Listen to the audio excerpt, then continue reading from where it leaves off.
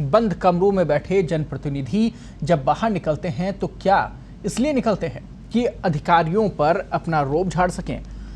आपको बता दें कि सोनाली फोगाट आखिर हैं कौन। टिकटॉक स्टार सोनाली फोगाट ने 2019 में हरियाणा की आदमपुर विधानसभा सीट से कांग्रेस नेता कुलदीप बिश्नोई के खिलाफ चुनाव लड़ा था। हालांकि वो हार गई थी। सोनाली फोगाट टिकटॉक पर काफी मशहूर हैं।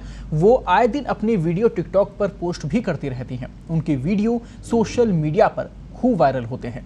सोनाली फोगाट के वीडियो को उनके फैंस खूब पसंद भी करते हैं। उनकी लोकप्रियता का अंदाजा इसी बात से लगाया जा सकता है कि उन्हें टिकटॉक पर उनके लाखों फॉलोअर बने हुए हैं। पूरी खबर पर ज्यादा बातचीत के लिए इस वक्त हरियाणा से हमारी सहयोगी संजीव जुड़ गए हैं। संजीव, पूरे इस मामले को लेकर सोशल मीडिया पर अब ट्रोल की जा रही हैं ये विधायक। आखिर ऐसा क्या हुआ कि जनप्रतिनिधि को इस प्रकार का कदम उठाना पड़ा? क्या यह जायज है? क्या यह सही है? क्या वहां के हालातों को देखते हुए क्या जनप्रतिनिधि का वहां पर रोल होना चाहिए था और क्या वहां पर आज उन्होंने किया है? ये संजीव जी देखिए, ये पूरा जो घटनाक्रम है, मैं इसका थोड़ा सा अगर हम पीछे जाएं तो आदमपुर विधानसभा क्षेत्र जो है वो भजनलाल परिवार, जो बिश्नोई परिवार है, इनका गढ़ रहा है। यहीं से इन्होंने चुनाव लड़ा था, पिछला चुनाव, और ये हार गई थी भाजपा की टिकट पे। और यहाँ से कांग्रेस के विधायक हैं कुलदीप बिश्नोई। ऐसे में भाजपा, हरियाणा में भाजपा और जसपा की सरकार है, तो भाजपा के जो हारे हुए प्रत्याशी हैं वो खुद को एक सरकार के प्रतिनिधि के रूप में अपने आप को पेश करते हैं जनता में। और सरकार की तरफ से भी कहीं ना कहीं ऐसा इशारा रहता है, क्योंकि सत्ता में जो सरकार होती है वो अपने हारे हुए नेताओं को भी कभी ये एहसास नहीं होने देना चाहती कि वो हार चुके हैं। इसलिए गाहे बगाहे बैठकों में उनको तवज्जो ज्यादा दी जाती है।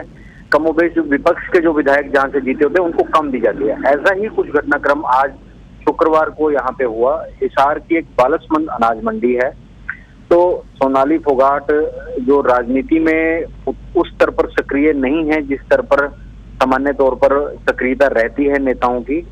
ये टिकटॉक स्टार के नाम से ही आई थी राजनीति में, और आज भी इनकी छवि और इनकी पहचान एक उसी टिकटॉक स्टार की है, नेता के रूप में कम है। आज ये जब वहां पहुंचती हैं तो वहां मार्केट कमेटी के जो सेक्रेटरी हैं वो उस समय वहां ड्यूटी पे मौजूद थे।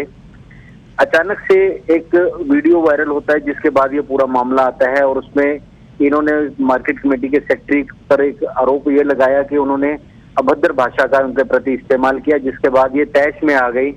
इन्होंने जो संयम खो दिया अपना। इस अभद्र भाषा का प्रयोग क्यों किया गया? आखिर मसला क्या था? इनका ये कहना था कि वहां पे शेड नहीं बन पा रहे थे, शेड बड़ी समस्या आ रही थी, और अभी वहां पे जो सूरजमुखी है और दूसरी फसलों की खरीद को लेकर के भी कुछ विवाद चल रहा था। इनका यह दावा था कि किसान नाराज हैं, मार्केट कमेटी का कामकाज कुछ अच्छा नहीं है मार्केट कमेटी के कर्मचारियों का। संजीव जी, इनको किसने अधिकार दे दिया कि आप ये कानून अपने हाथ में लें और इस प्रकार की कार्रवाई करें? इनको किसने अधिकार दिया है? देखिए, कहीं ना कहीं इस मामले में सरकार का, पर्दे के पीछे से सरकार का एक हाथ होता है, सरकार की पीठ के ऊपर हाथ होता है, तभी जो ये छुटभैया टाइप नेता हैं ये फील्ड में उतरते हैं। और हरियाणा में अभी आजकल एक नया विवाद भी चला हुआ है कि अधिकारियों द्वारा इन नेताओं की सुनवाई नहीं की जाती है। हालांकि वो विधायकों ने ये मुद्दा उठाया है, तो ये हारी हुई नेता हैं और राजनीति में भी इनका कोई बहुत लंबा चौड़ा करियर नहीं है। हाँ, फिल्मों में या छोटे पर्दे पर इनका करियर बहुत रहा है, टिकटॉक पे इनका करियर बहुत लंबा हम मान सकते हैं। राजनीति में इनका करियर कोई बहुत लंबा चौड़ा नहीं है। इसके बावजूद बिना किसी अधिकार के ये वहां जाती हैं, और जब इनके एक के बाद एक 2 वीडियो वायरल होते हैं, पहले में ये उसके थप्पड़ों से मारपीट करती हैं और उसके बाद ये फिर जूता निकाल कर अपने सैंडल से भी उसकी मारपीट करती हैं कर्मचारी की। अब दिलचस्प बात यह है कि पुलिस के वहां पे जवान वहीं पे मौजूद थे, पुलिस वहां मौजूद थी। पुलिस की मौजूदगी में ये दूसरा वीडियो जो वायरल होता है उसमें साफ दिखाई देता है कि पुलिस वाले वहां खड़े हुए हैं। इसके बावजूद सरकारी कर्मचारी की जो मारपीट हुई है, किसी ने भी आगे बढ़कर इसको रोकने का या बीच बचाव का प्रयास नहीं किया। संजीव, पहले तो दर्शकों तक आप ये जानकारी पहुंचाएं कि पुलिस प्रशासन जब वहां मौजूद था और इस प्रकार का पूरा कारनामा होता है, क्या पुलिस प्रशासन का इसको लेकर कहना है? आखिर उनके हाथ क्यों बंधे हुए थे? देखिए, अभी इस बारे में हमारी थोड़ी देर पहले ही हिसार के एसपी हैं गंगाराम पुनिया, उनसे बात हुई है, तो उन्होंने भी पूरे मामले में सारी जानकारी इकट्ठी की है। और जो वहां पे घटनास्थल पर जो पुलिस कर्मचारी था उसको भी नोटिस जारी कर दिया गया, उससे भी जवाब तलब किया जा रहा है। और थोड़ी ही देर में पुलिस जो है दोनों पक्षों के खिलाफ एक एफआईआर करने जा रही है। इसमें सोनाली फोगाट के खिलाफ भी एफआईआर दर्ज होगी और मार्केट कमेटी के सचिव के खिलाफ भी, यानी कि क्रॉस एफआईआर दर्ज होने जा रही है। अभी पुलिस प्रक्रिया जारी है इस मामले में। बीजेपी नेताओं का क्या कहना है, वहाँ पे स्थानीय प्रशासन का क्या कहना है? देखिए, वहाँ स्थानीय प्रशासन ने तो पुलिस की तरफ से यही कहा जा रहा है कि दोनों पक्षों ने एक दूसरे के खिलाफ शिकायत दी है, तो इसलिए एफआईआर हम क्रॉस एफआईआर कर रहे हैं। और सत्तारूढ़ पार्टी की जहां तक बात है, मुख्यमंत्री मनोहर लाल ने इस मामले का संज्ञान लेते हुए जो ये दोपहर से आज वीडियो वायरल हो रहे हैं, इस पूरे मामले में एक रिपोर्ट तलब कर रही है। चंडीगढ़ जो सचिवालय है, चंडीगढ़ सीएम हाउस के जो हमारे सूत्र है, उन्होंने ये बताया है कि सोनाली फोगाट के खिलाफ कोई ना कोई कार्रवाई की जा सकती है, क्योंकि ये एक मामला बहुत बड़ा है। यहाँ मैं आपको एक और दिलचस्प बात बतानी चाहूंगा कि भाजपा नेताओं का हरियाणा में ये कोई पहला वाकया नहीं है।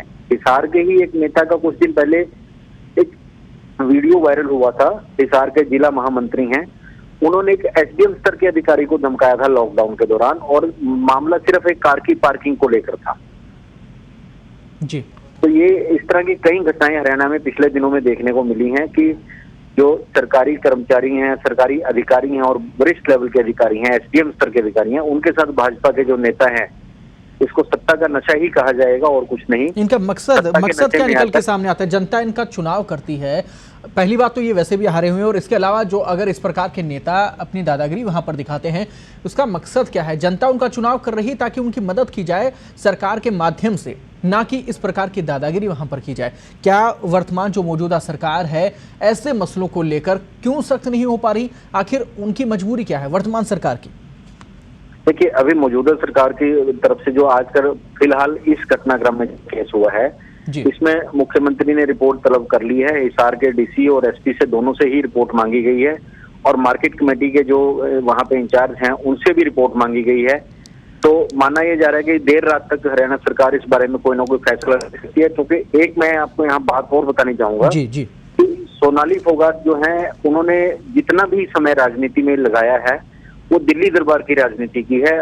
उनको जो टिकट भी यहाँ पे मिला था हरियाणा में, वो स्टेट की कोटे से नहीं बल्कि दिल्ली दरबार के कोटे से टिकट मिला था। और ये पहले भी राष्ट्रीय स्तर पर ज्यादा सक्रिय रही हैं, राष्ट्रीय कार्यकारिणी में भी रही हैं, हरियाणा का प्रतिनिधित्व इन्होंने वहां पे किया था। तो कुल मिलाकर दिल्ली दरबार का जो कहीं ना कहीं एक वो केंद्र पर राजनीति है, वो दिल्ली दरबार की तरफ घूमती है इनकी। हरियाणा से इनका बहुत ज्यादा कोई लंबा चौड़ा सरोकार नहीं रहा है।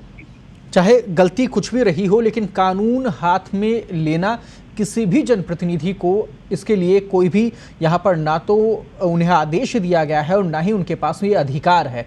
वो इस प्रकार की हरकतें अगर करते हैं तो सीधी सीधी कार्रवाई उन पर भी बनती है। ये जो पूरा मसला सामने आया है, इसके बाद में क्या जिस व्यक्ति के साथ में, यानी कि जो अधिकारी जो इस पूरे वीडियो में पिट रहे हैं, उनसे आपकी बातचीत हो पाई? क्या उनका इसको लेकर कुछ कहना है? देखिए, उन्होंने एक पूरे घटनाक्रम के थोड़ी देर बाद ही सोनाली फोगाट अपने कार्यालय में पहुंचती हैं और वहां बकायदा एक मीडिया को ब्रीफ देते हुए इन्होंने एक उसका माफीनामा भी जारी किया है। हालांकि बाद में उस अधिकारी ने खुद ही ये बयान दिया है कि कुछ गलतफहमी हुई थी, जिस वजह से ये सारा घटनाक्रम हुआ था। लेकिन जो इनका एक लिखित में जो एक माफीनामा सोनाली फोगाट ने जारी किया, उसमें अधिकारी की तरफ से ये स्वीकार किया गया था कि उन्होंने कुछ गलत शब्द बोले जिसका इनको बुरा लग गया। लेकिन इस पूरे घटनाक्रम में जहां आ रही है वो सोनाली फोगाट के ऊपर ये सवाल उठ रहे हैं कि जब सरकार इनकी है, जनता की, वहां पे आदमपुर में भाजपा के प्रतिनिधि के तौर पर ये काम कर रही हैं, भले ये हारी हुई विधायक के पद से हार चुकी हैं, सरकार के एक नुमाइंदे के रूप में काम कर रही है, और जो सरकार की बैठकें होती हैं ये सरकार का तो प्रतिनिधित्व करते हैं। ऐसे में इनको संयम नहीं खोना चाहिए था। और सोशल मीडिया ही नहीं, विपक्ष भी जो है इसमें, चाहे कांग्रेस के रणदीप सुरजेवाला हों या पूर्व विधायक हों, और पूर्व कांग्रेस से जो बागी हो चुके हैं, अशोक तंवर कांग्रेस के प्रेसिडेंट रहे हैं हरियाणा में लंबे समय तक, उन्होंने भी, सब लोगों ने इसका विरोध किया है। और कहीं ना कहीं इस पूरे मामले में चौतरफा जो है सोनाली फोगाट को फजीत का सामना करना पड़ रहा है। शुक्रिया संजीव, पूरी खबर पर कंप्लीट जानकारी के लिए, तमाम अपडेट के लिए।